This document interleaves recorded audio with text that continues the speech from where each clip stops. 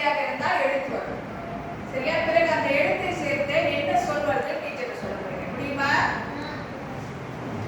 சரி, முதல் கணக்கை செய்து பாருங்க. யார் சொல்ல முடியும் விடை? சரி, டீச் பண்ணி பார்ப்போம். விடை சரியாக பார்ப்போம். என்ன எழுத்து இது? சரி, அடுத்தது பார்ப்போமா?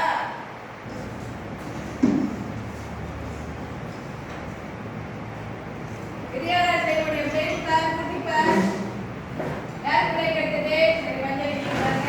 என்ன கட்டுறீங்க? விடை சரியாகவே. என்ன எழுத்துது? ரைட். சரி, அடுத்து வர கணக்கை செய்து பாருங்க.